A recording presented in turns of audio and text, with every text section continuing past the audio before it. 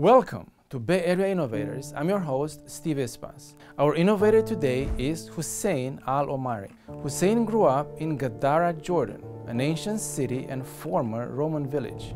I can see 4 countries from my home. I used to joke about that I don't have to travel. I can see Lebanon, I can see Syria, which is occupied, Golan Heights. I can see all North Palestine from Jerusalem. So we live in a war zone on the corner. He's part of a family of 15 with 13 siblings, which had a big influence in shaping his family values. Family values, for me, that was most important. At one time, I dropped my job and position. I see absence of family values in the minds of so many of my friends who are in the high tech, who don't care a bit about even having a family. We will talk about his journey to Stanford and the Silicon Valley, where he ended up filing 52 patents and was involved with several Fortune 500 companies, including LSI Logic Corporation as a startup in 1981. I don't want to go after money, just work and ignore my social life and friends and family. I got to work closely with 4 professors because of the hard work.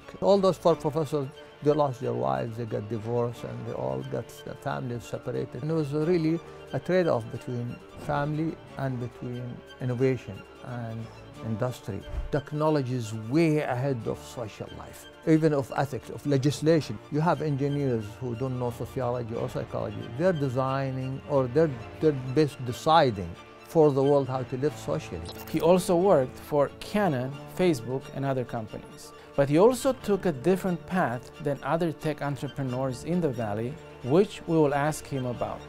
Hussein, welcome to our program. Thank you very much. Thanks for hosting me. Yeah. Well, glad to have you here. So you grew up in the city of Gadara, Jordan, which is a biblical city.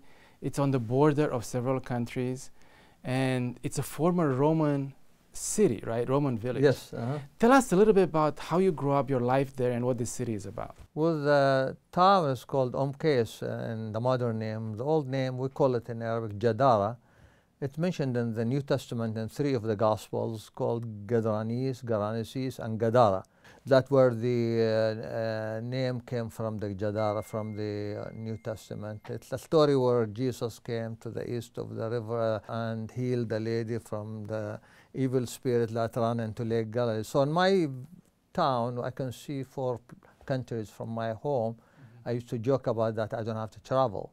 I can see Lebanon, I can see Syria, which is occupied, Golan Heights. I can see all North Palestine from Jerusalem to Lake Galilee, Tabariya, called. From your town? Yes, and I can see Jordan as well, you know. And so we live in a war zone on the corner, you know, and they have the Jordan River and the Yarmouk River cross there. So I spent my childhood actually dreaming of walking to the lake and swim, which is just half an hour walking, but I couldn't because it's occupied, you know. Yeah, so, and then it was basically, we had a primitive town at that time, even no electricity at that time, but I still managed to be scored in the top 10 in the country in high school, which was my way out to go study engineering, and so a family of 13 people. You had 13 siblings. I have 5 sisters, and we were 7 brothers, so we're total 13. Yeah, so what is it like to? It was, probably when I used to speak at school and tell them we're 13, oh, you have like 15 spoons, 15 plates, 15. They don't know that you're different ages. Some of my nephews and nieces are my age, you know. So we never all sat together because, you know, we're different generations. And so I used to joke that my mom was 1 year pregnant, 1 year nursing, basically, you know. But it's fun, actually. It's socially, it's really. I don't believe in having that many now because life is really, you should care about quality. If you have children, you should have time for them as well as should have spending on them and care. And at that time was easy because the mutual responsibility by the neighborhood, everybody help each other. The brothers and sisters take care of the younger ones. But now it's so expensive to even have 1 or 2 or 3. I have 3. We have what we call it the social warmth, which is different in Arabic called. So you feel the bond with people around, and you feel socially that you know everybody in town. You know, you walk in the town, everybody knows you. You know everybody. Different from when you walk, you don't even know your immediate neighbor. You know? how would you say having such a large family shaped your family values? How do you feel about the family? Actually, it teaches a lot because so much. It's not the parenting was not only my parents' duty; it was my big brothers and sisters. Especially if you have an older sister in the house, and all, you learn ethics and how to speak properly and not use foul language and so on. And so you grow up in the house, you learn ethics, you learn the principle from the older ones, and they all have responsibilities and toward each other, you know, and cooperative. In your homework, if you're stuck, somebody will help you, and so on. So it really felt, I miss that. I still compensate for it. I make like 2-3 trips every year. Going back to Jordan just to be with my brother and sisters. We remember the times, and my cousins, my high school friends or elementary school friends, you know. And we kind of lived both, like my kids and all. We went back after Stanford. We went and lived there for 14 years. So they learned the language, they learned the religion, they learned the social aspects, and we came back. So they got the benefit of borrowing from both cultures. I call them hybrid, you know. Yeah, because I'm a hybrid myself. My mom is Syrian, and I'm Jordanian. Yeah. My and their mom is American, Californian. You know, she speaks Arabic fluent. So everything is hybrid, basically, in the family, bilingual, bicultural, and it helps a lot actually when you know languages and cultures and you travel. There's so much you learn that you couldn't learn in school or at home alone, you know. So you moved from the Middle East, from Jordan, to the U.S., and you came to the Silicon Valley and Stanford. And tell us about your journey. Like, what did you experience here, and how did you get? Well, if you grow up in a town of 2,000-3,000 people, and your family have 13 kids, dream on and going to anywhere to study. So I had to really work hard to get top scores. So I got top scores to study my bachelor and got distinction with honor degree. I went to Cairo because my scholarship was to American University in Beirut. But then there were clashes, so we moved to Cairo, and because there was no electrical engineering in Jordan, so I studied there. I went back. Then I was appointed a TA. Then I got another scholarship from Stanford, which is a school I would never dream of going to be accepted or to be able to pay the fees, you know. And I scored, I think, the GRE, the highest in math in the world at that time. I got a letter showing I was the highest in math. So they accepted me, and I went to Stanford. I got my master's and PhD, which really was a lot for somebody coming from a village where we made our own toys always. We didn't buy toys, you know. So it's made a huge difference for me. I learned so much. I didn't go back right away. I worked in the industry. When I was a student, I worked for LSI Logic at that time. It was a small company, you know. Right, right. Yeah, you worked for LSI Logic. Yeah, yeah I definitely want to ask you. So LSI Logic has a special place in my heart because not only, I think like you, it was the first company I worked for after graduating. I was there for 10 years.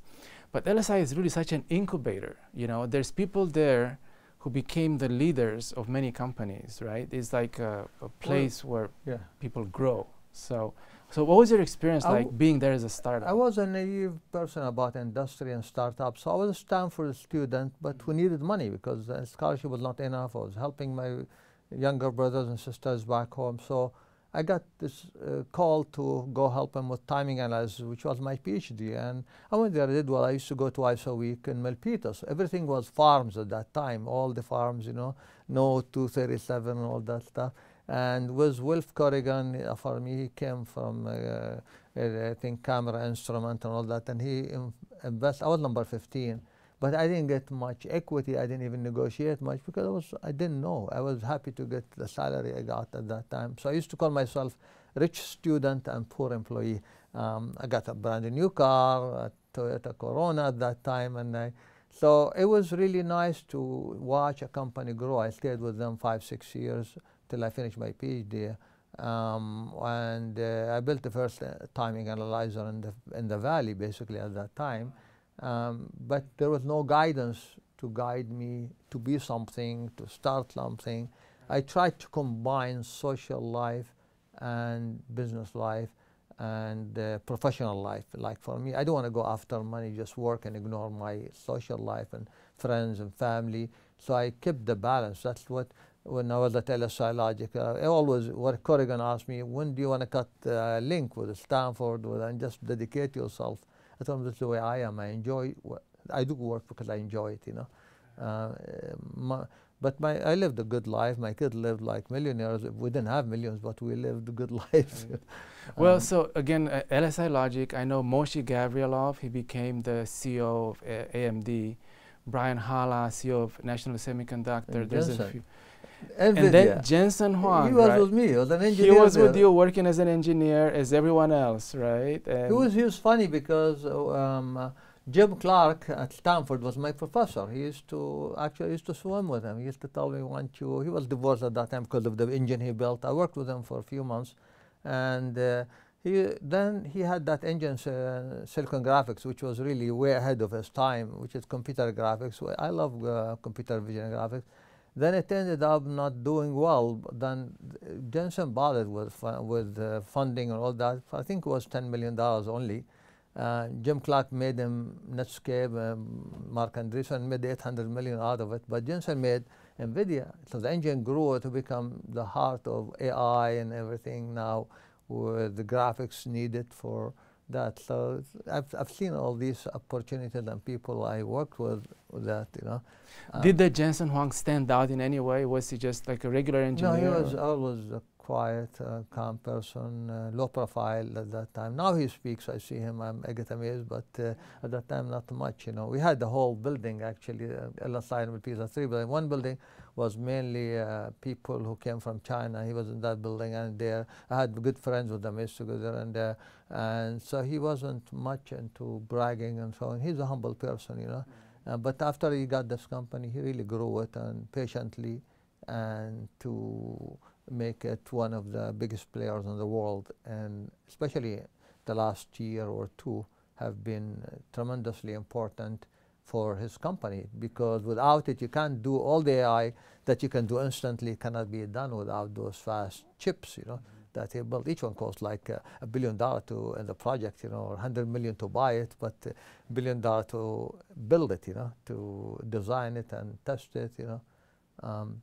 And then you moved on to other companies. You were with Canon. Canon. Moved to Canon. I worked for Canon. Canon opened my eyes to the computer vision and image processing. So I built OCR, optical character recognition. At that time, it was not something known yet. But I got my first patent, I think 8 patents. First time I have patents in the US issued in my name was at Canon. You know, so they got me into that game. And I never went back to hardware and design, and at LSI I did hardware, you know. So that opened my career to image processing. I'm still doing image processing projects and computer vision and all this object recognition of AI, imaging, image manipulation, fake, what do you call it, deep fake and all this stuff. Image analysis, I can detect fake images and things. And I can do recognition of text and images. Then I did Arabic OCR, repeated it at CAX, which is King Abdul Aziz City for Science and Technology in Riyadh. So I built what I built for Canon, I built in Arabic for them, yeah. So I got both worlds. Then I got into Japanese companies building for them 2D barcode. We didn't have like public domain 2D barcodes, QR code, or data matrix. So I built data matrix and VS Code for Veritech at that time. So I built many 2D barcodes, how to read them, how to write them, how to generate them. I'm still like in love with and I adore what do you call it, the image processing, computer vision. It's like, because I used to call it the eyes of the computer. Now it is the eyes of the computer. With the latest OpenAI 4.0, you can talk to it, you can throw images, you can describe with voice. Now it really has the senses of the human being. So it's no longer just image processing. Before we used it to separate text from images, cut text and recognize the letters. Once you recognize it, then you can write it clear English in a file, then you can use a translator to convert it to Japanese. So I can send a message in English and they will receive it in Japanese. Now you can actually hear it with technologies available in OpenAI, or Meta has one that converts like 100 languages between them. So actually, that my field was really good, but the age, if I was still young now, I would do so many things because that's what the trick, the whole thing, all holding AI together is computer vision, basically. All of it is understanding images. They look around you, they'll tell you, oh, nice haircut, or you got, I need a haircut. But they'll tell you, oh, nice jacket, whatever.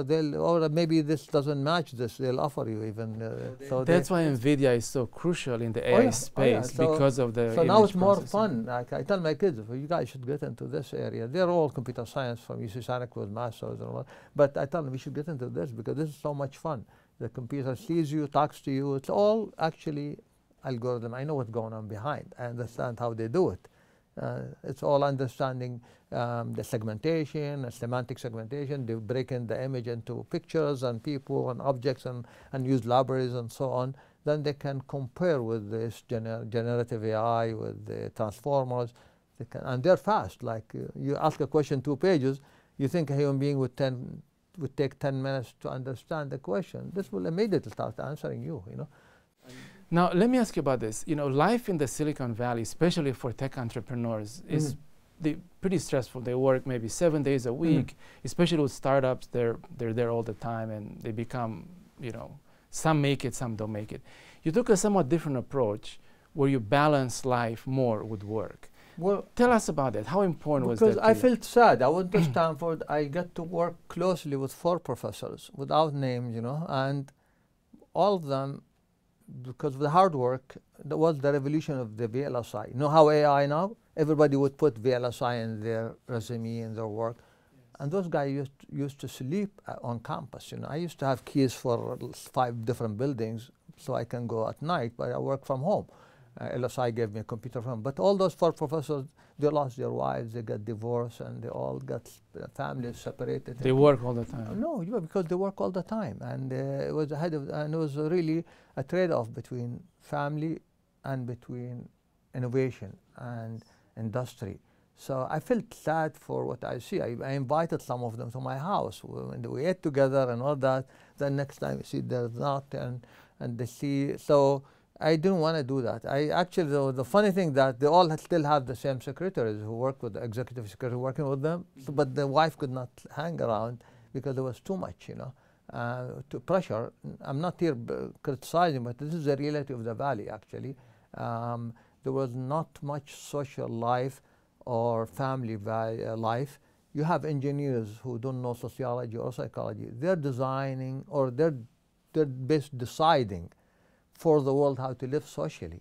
You understand? So these guys, their kids, they come and they know so much algorithm and technology, but they are the one who designed the algorithm, and they tell you how to live your life and your lifestyle.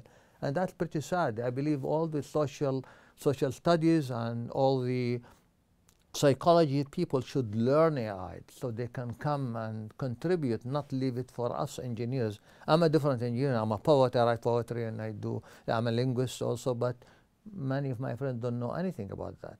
So for family values, for me, that was most important. At one time, I dropped my job and positions when I got married and had my kids. They started growing up. We went to Jordan for 14 years. We used to come every summer. So the kids are bilingual. Then we came back when they wanted to go to college. So I lost. So I had to start all over, and they came back. You get it? So instead of you went back for 14 I years? went back. I have a house you there. Want to reconnect. You reconnect and yes, and raise the kids safely. Like my kids were going to good schools, no alcohol, no drugs, no sexuality, and all this stuff. And so they focus on studying, and they become top. Now they came back. We used to come every summer, so they don't get cultural shocks. We used to spend the whole summer here, school. So they're immune to both cultures and to the negative in both cultures. I'm not saying one culture is better. Each one has the good and bad. Otherwise, I wouldn't have come back. So I came back and put them in University of California, and they really got good degrees and good jobs. And but they still have the touch. They play their computer games with their cousins back home.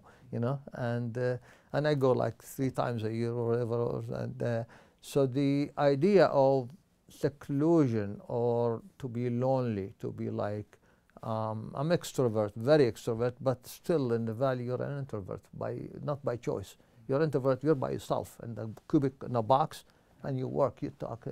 So I don't want that.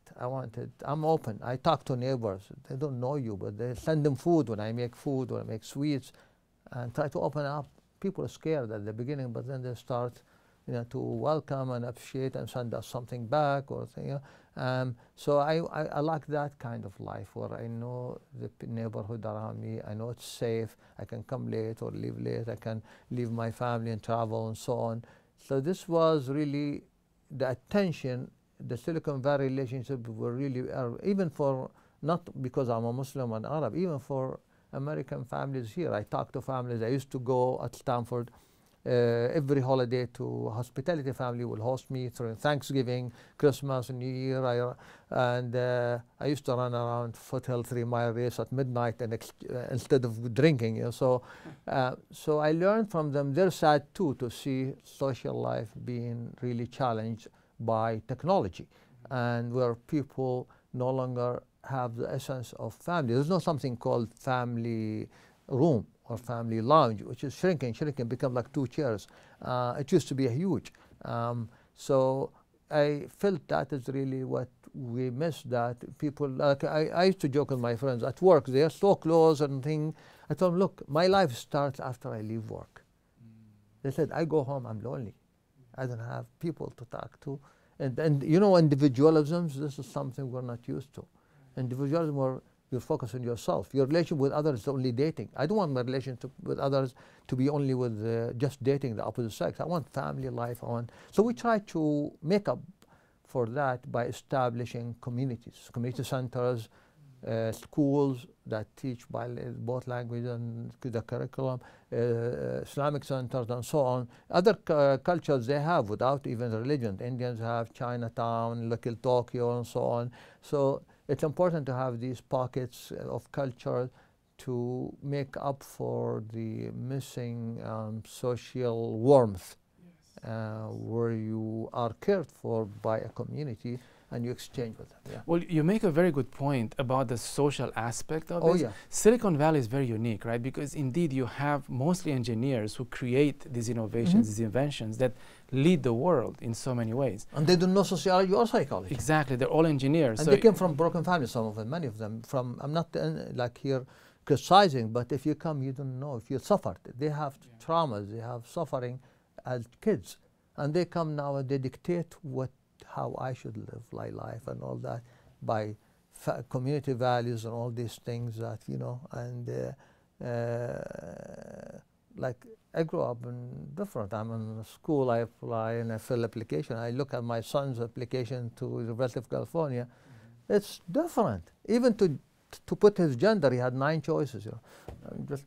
Yeah. So, if you were to do something different, if you were to start over, what would you do different in your career or in your approach to life?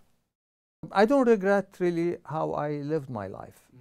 Like I could have had chances because I was smart. Like I told you, I had the highest GRE in the world in math, and I had a distinction with another degree of my life. I could have made like something like Jensen. I could have made hundreds of millions and all that, but it wouldn't. I looked at my friends who did that.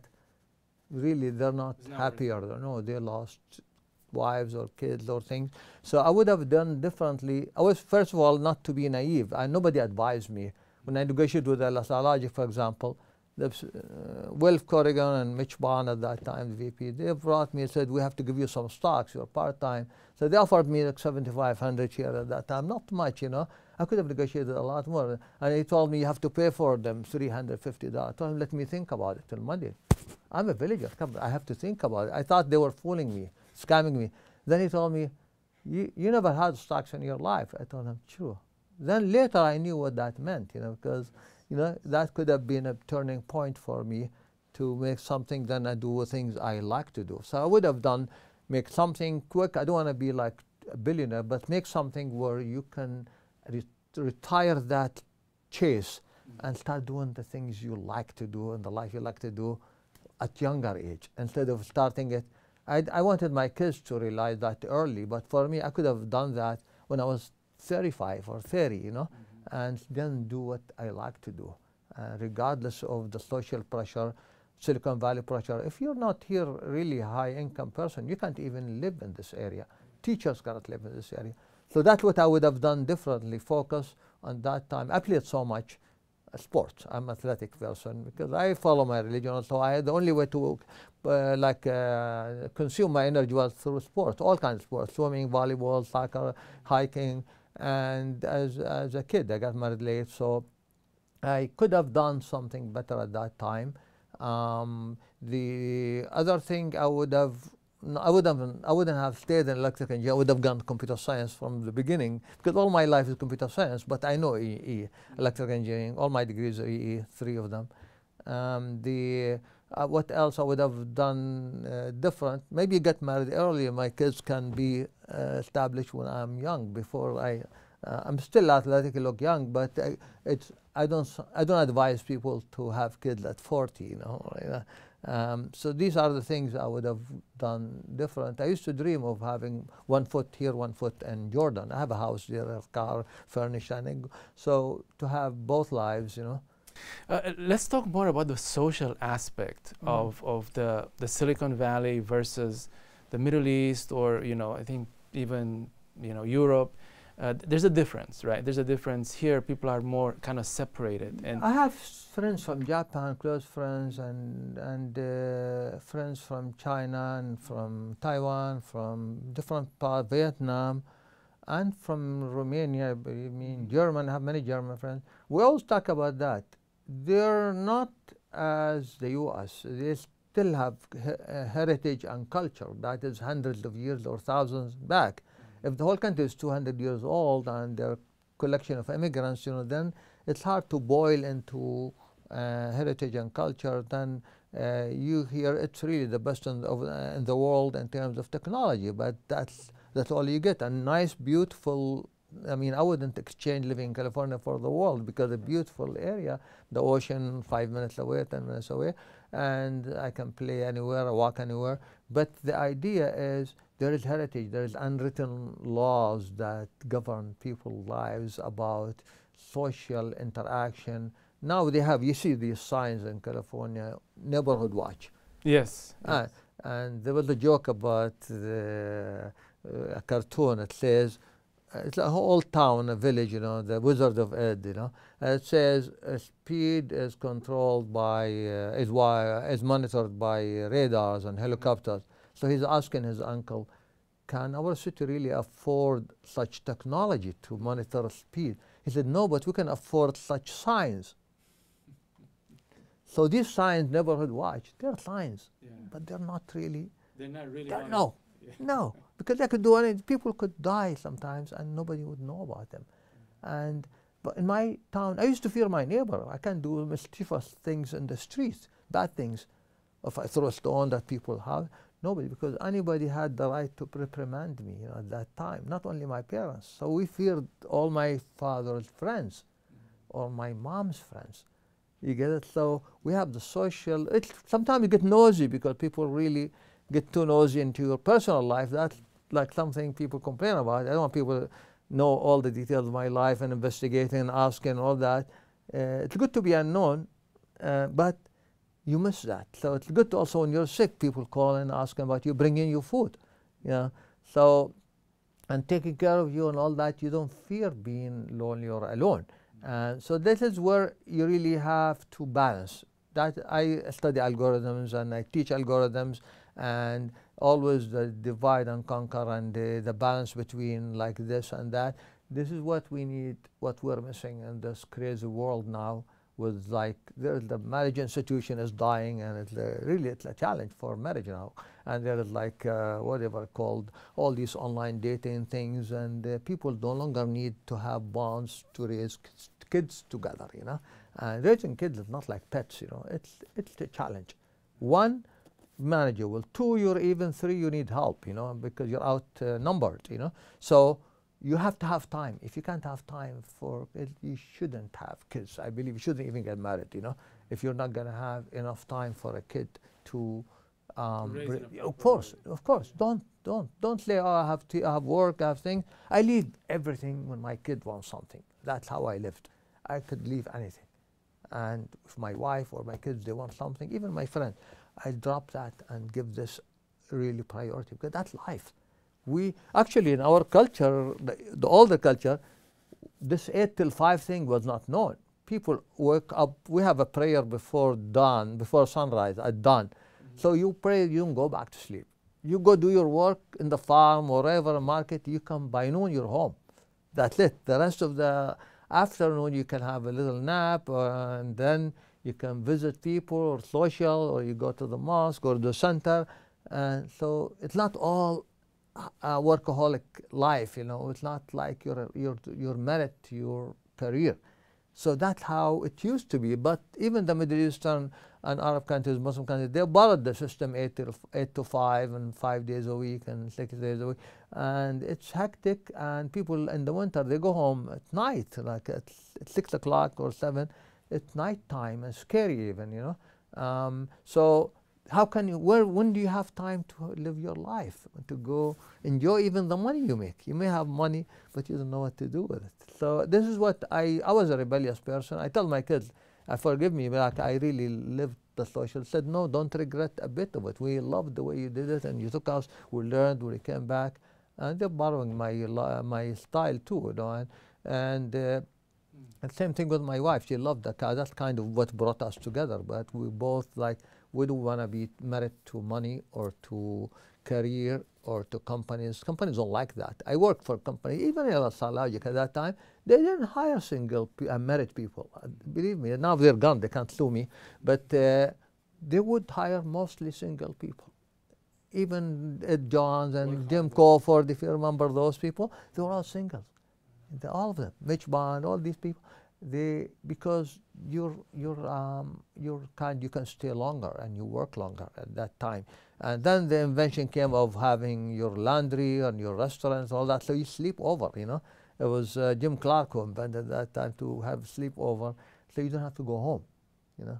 And I worked for friends, I don't want to name them, startup, helping them. I would be meeting with them after work till 9, 10, 11, and his wife would call every half an hour, and he'll tell her, I'll be home soon. I'll be home in half an hour. And it would 5 times. If he would call, I'll be home in half an hour. These things, I'm what do you call them? I'm a perfectionist in my life, but also I'm like in my personality, ENTJ, I'm an analyst. I analyze people, I watch people. All this doesn't pass by my head just easily. It all clicks and all gets there. So I watch and I see, well, I wouldn't want to even be married if that's the way it is. And I imagine myself in her situation. Then it's like, wow, this is, if somebody telling you I'll be home in half an hour, then doesn't show up an hour, 4 hours, 5 hours, you know, because, and every day. We used to meet twice a week. I was helping him in a startup company. And then I saw plenty of stuff I don't want. Even if you give me millions, I don't want that. I'd rather have a clean life. I'm not alcoholic, no drugs, no smoking, because of religion, also lifestyle, but also I enjoy life. I do clean things. My Brazilian friend at Stanford, you don't drink, how can you celebrate? Look, celebration doesn't mean violation. I can enjoy life and celebrate and really be happy, and I can drive home safely.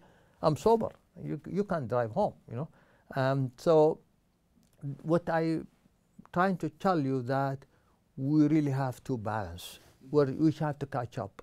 Technology is way ahead of social life, even of ethics, of legislation. You can't even have enough laws to punish people who are doing hacking, who are doing fake videos, who are doing deep fake and fake audio and all this stuff, pornography forced on children, and what do you call it, enforced sex and all that on children. It's all on the net. You can't fight that because legislation are way behind, because laws are so like freedom and so on. There's limit for freedom. So technology is way ahead, and we're suffering because we're trying to catch up.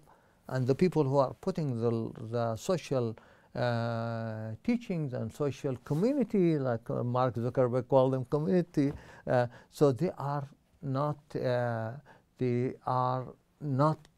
actually qualified to put laws and put social bonds, put social rules and for society and for the kids. You need to step up for those sociology and what do you call psychology people who have, this is science. It's just like AI. Sociology is science. I read some, I'm not expert, but I know enough.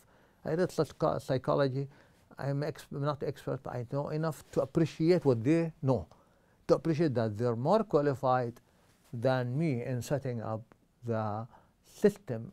Not every product that makes you a buck should be produced. You should ban products if they cause harm to humanity. Exactly. You understand? I get really like emotional into this because I see the damage. Yes. I see the damage. I know how to protect my phone, my computer. I protect my kids and family. I taught them. But I have friends who would call like they're hacked, because they don't know. So I think these values are really commendable, and I see your passion to and enjoy, how important it is. Because I get annoyed, I get like maybe a loud voice and speak back because I feel there is so much responsibility on those people to bring other people, get them involved. You shouldn't hire me just because I have AI or I have engineering. You should hire more of sociology people, psychology people who are known to be good, like an expert, and make AI easier to use. Like the new OpenAI actually 4.0 with the new addition, it's much easier to use. I can teach somebody in one day to use it than before when it was command line and programming, Speaking of balancing technology with social life and all this, AI, again, is so big right now. You're an expert on AI. There's so much praise on AI. However, we have to look at the other side as well, right? There's, if AI gets into the hands of criminals, that's dangerous, right? How do you think we can balance this whole speed that the AI is moving? Well, the evildoers or the criminals, they're faster into adopting AI than governments, government regulations and laws and legislation. Until now, they're struggling in Europe to put laws, and US is behind even in that in Europe, to put laws to ban spreading pornography picture of people without their permission, or copying, the revoice, copy their voice, or copy their, from like 2-3 seconds, they can copy your voice, make you see anything they want without even you're there. They can take a few pictures of you, they can make a whole video of you, or invent a new actor. They don't need you. I'm talking about people who work in Hollywood. They're losing it because they can copy them. So what I see, AI it's a nice thing. It's an excellent thing. You have the whole world at your fingers of information. It's not really intelligence. It's the whole world in your information, and you have access to it fast, and it understands you. But the abuse is so far, always the abuse comes before people are smart enough to protect themselves. So now so many casualties, so many fake people get to commit suicide because there's some video was published about them which is not real, and we know cases where people distributed videos of somebody which was not real. It was deep fake, and you cannot tell it with a naked eye. You have to use AI to challenge AI. So I believe the chase should not be money alone, should not be competing all the day how much NVIDIA is worth, and Apple is worth, and Facebook, and Meta, and Microsoft, but should also, and they now try to force them to have community, responsibility by building apartments, building housing, to make it affordable for the society. But that's not what you need. I don't need a house only. I need you to protect me socially. I need a border around my ethics, not around my house, to protect me from these evil doers. Like Google was told to have to build Apple into building Cupertino, Google Mountain View, and so on, and they made like really nice town to provide housing for cheap. But I need more. I need you to do a lot more than that to protect the layman, to protect a lot of people who don't study technology, not to be easy praise for WhatsApp hacking and for Facebook hacking and so on, and all their private life is exposed, and then ransom, malware, you pay money, or we don't get your files back, and so on. So I believe there's so much responsibility. These companies, they have trillions of money. There are many companies now past the trillion, Apple and NVIDIA, and so they need to put part of that money, slash it and put that to protect. And also laws. Yeah, you have to punish, put punishments on people who really commit and violate. Not just say in the name of freedom, just make it loose, because evil, the AI is very capable. If it's in the hands of the expert evil people who can really go from their homes in some country, they can hack the world. You have to protect these people, you know. It shouldn't be left for my personal conscience, you know, unconsciousness and follow-up. Like I teach at Mission College and De Anza computer science, and every quarter or two I have to attend a 2-hour session about protection from spam and scam and email wanted and so on. So, but I built more from my experience. That should be done in every company, in every house, and on television. It should not be the focus on just how high the stock value is. It should not be so. But I should see more startups. I want to see more startups started by women. Like I don't see many startups started by women here, and because they're more into protecting the family. You know, in the history of humans, it used to be the woman who really protect the house and the children. And the guy would go and hunt, and she would choose even who the husband is. And all that. That was way thousands of years ago. We need to go back there. They're more actually into protecting the values, the women, than the men. So we should see more startups of them doing things that protect the family, that in a way they shouldn't have been just dedicated to protecting the family, but at least they'll be more conscious. Back to the few thousand years ago, Stone Age, you know, when they're, and she, you know, the birds, you know, the birds, some of the birds, the female would build a house and go look for a mate, a husband who can raise these children. The woman used to do that. And so now it's after the Industrial Revolution, they lost that. You know, it's all the men who decide everything. I'm not like a feminist, but I'm saying reality that I see absence of family values in the minds of so many of my friends who are in the high tech, who don't care a bit about even having a family or having kids. So every week or two I can date somebody else. You know, I can go, so I can go on this application or this application. Yeah, so this is what we need. We need more companies, more startups, and then more also laws, more legislation to protect people and to care more about society. We're not just a bunch of robots living, and you can do whatever you want, you can eat or drink whatever you want and practice whatever you want. It's my freedom.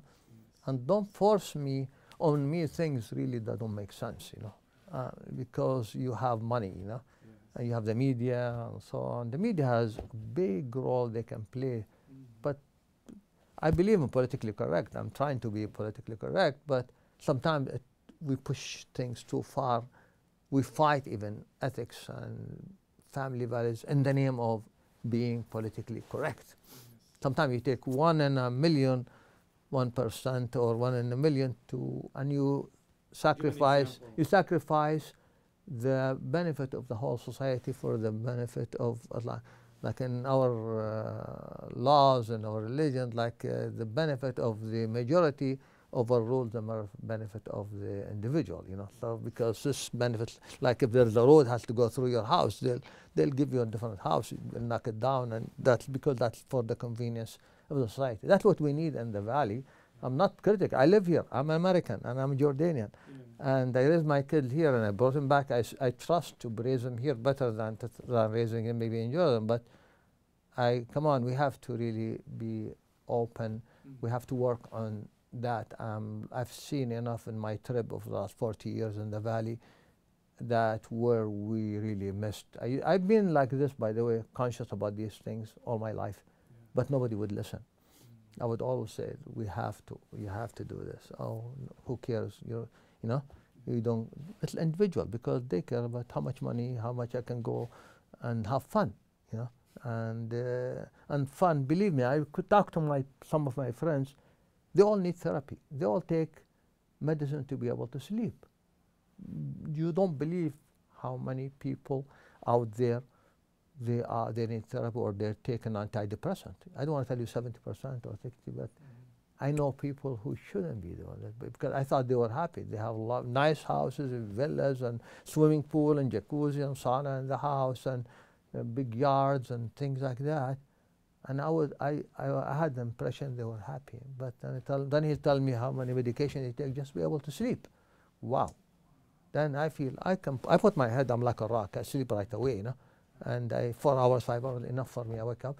But when I see people struggling with medication just to cope with life, to avoid suicide, to avoid killing partners, to avoid being abusive to their children. I'm not talking about US, everywhere, even my country. This is where we are now. We are chasing things. We don't know what happiness is. We're chasing things on the expense of other things. Yes. I know people who say, we don't want to get married. I don't blame them. I actually respect them because I know they know what they want and why they don't want to. And if they hear me, they know who they are. And because I've seen the opposite, that where you bring somebody to life, you're accountable for that person, you know. Yeah. I used to joke, and I used to be invited to all high schools around here and churches and to speak on Middle East and Islam, like every year, all the surrounding schools. And I used to joke that you need a license to have a cat. My wife has 2 cats. You need a license to have a dog, but you don't need a license to have a kid. That's sad. You understand? Yes. Anybody can have a kid with no license. But you can't have a cat from the shelter without signing. We have like paper this much just to get the cats for my wife. We have 2 wonderful cats, but we have to fill so much paper and visit to doctors and things. But nobody asks you for that, to have a kid. You understand the difference? I like animal, I'm pro-animal, but humans come first. Hussein, thank you so much for your time. Oh, any concluding thoughts? Any advice to young people who are starting their careers in the Silicon Valley? First of all, I wish for peace in the world. We have so much aggression around the world. I hope that will end. We'll use all AI and technology to stop it. Middle East, anywhere. Wars are affecting the AI and all this stuff because the politicians get involved, you know, and all that, and they ruin things. But for the young generation, do what you like to do, but also be realistic. Make sure it feeds you, because be independent financially, whether men or women. You should be able to become independent financially and become secure, whether inheritance or whether a startup company, whether a good job. You should learn. With AI, everybody should learn. You don't have to switch majors. You should learn how to use AI to improve your field and to become and to excel in your field. You're not going to lose your job if you do that. So everybody should learn how to use, like if you are into fashions, for example, you should learn how to use AI, which is really fast and amazing at that, how to use it to make my selection of fashions all that easier and matching and all that, if you are into the drawing and things like that. So what my advice to them, you should pick up before it's too late, and pick up and learn how to do things, and don't chase money. You should make enough money to live a decent life, but also care for values and care for promises you give to people in marriage or relationship. Don't just, they're not robots, computer, you change computer every year. You shouldn't change a partner every year. That's what I believe. Stability is so important if you want to have kids. If you can't provide that stability, don't. Please don't, because kids will suffer traumas, eventually get translated into a lot of psychological disorders and mental disorders, and to therapy and medication. So I wish kids will do things with guidance. You should always consult with adults who are, you see them as stable people, stable, not rich. Rich alone doesn't do it. Yeah. People joke, there are a lot of things more important than money in this life. Like what? Like more money. But that's not the case. You should have enough to be content. Contention, believe me, it's in the heart. Nobody can buy you to be content, to be pleased, to have serenity in your life, to be like at peace.